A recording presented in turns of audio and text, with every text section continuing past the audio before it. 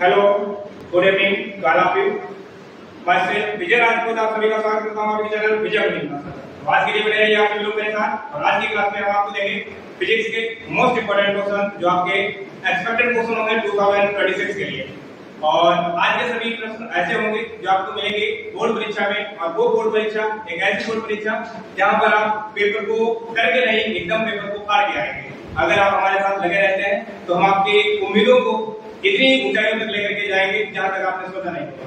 तो आज का एक पहला क्वेश्चन के साथ हम आपको बता दें कि जो भी क्वेश्चन हम आपको देंगे वो आपके फिजिक्स फर्स्ट पेपर से रिलेटेड सारे क्वेश्चन होंगे। और फर्स्ट पेपर का मतलब है जो भी क्वेश्चन आपको 17, 18 या 15 या 10 क्वेश्चन दिए जाएंगे वो आपके फिजिक्स फर्स्ट पेपर से मिलेंगे। और सारे पेपर आपको सारे क्वेश्चन आपको तैयार करने पड़ेंगे। और उसी के साथ पहला क्वेश्चन है आपका, देखिएगा आपके बोर्ड पर लिखा है और सभी लोग नोट करते रहिएगा या फिर स्क्रीनशॉट लेते रहिएगा। यानी आपके क्वेश्चन होंगे एक्सपेक्टेड।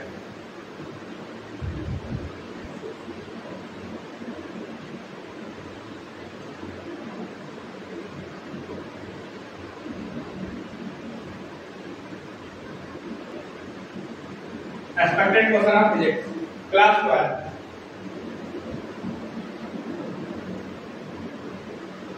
ठीक है, एक बार ब्राइटनेस क्लियर है।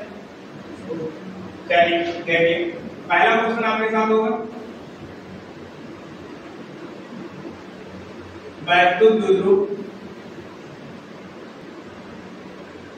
को परिभाषित कीजिए।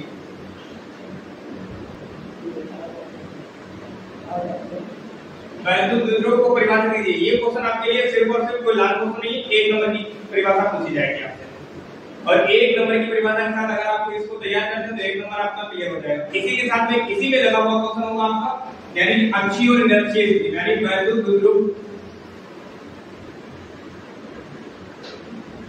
द्विध्रुव की अक्षीय अथवा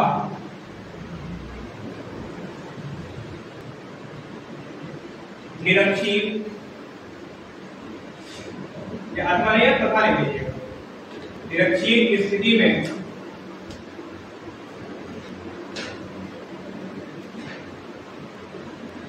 वैद्युत क्षेत्र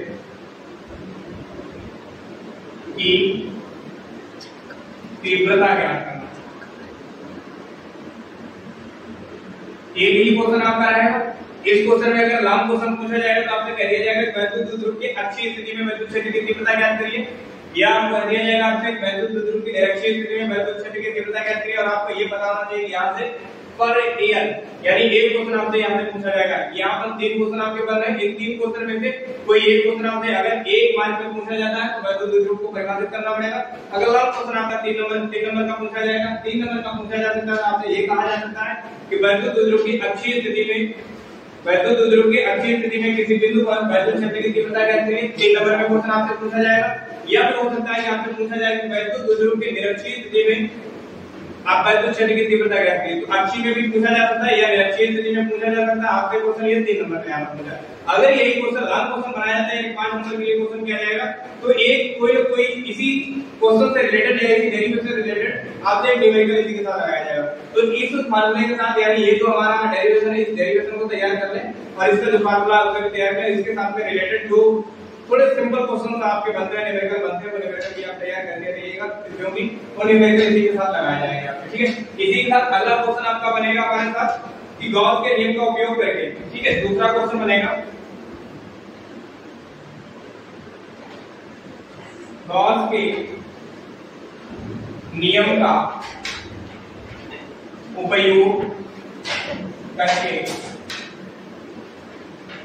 उपयोग करके एक समान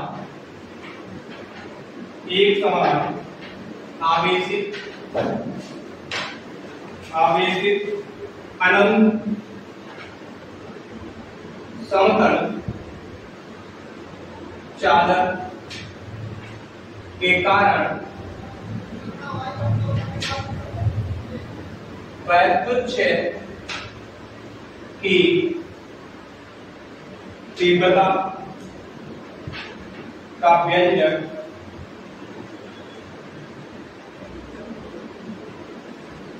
प्राप्त करना। तथा गॉस की प्रमेय सिद्ध करना।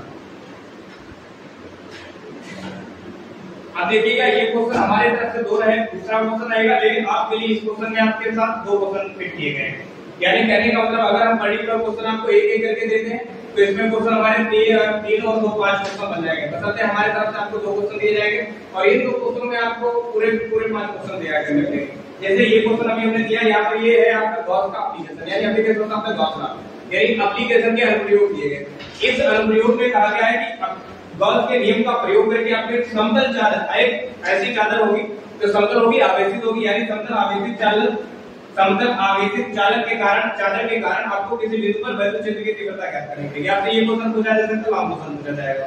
यहाँ पे आपसे गॉस की प्रमेय को सिद्ध कराया जा सकता है, जो फाई बराबर क्यू का अनुसरण होती है, ये आपकी गॉस की प्रमेय सिद्ध कराई जा सकती है, ये भी आपकी दोनों में पूछी जाती है। तो इस क्वेश्चन को भी तैयार करते रहिएगा और इस क्वेश्चन को भी तैयार कर लीजिएगा, हो सकता है इन दोनों में से कोई एक क्वेश्चन आपके लिए बन जाए।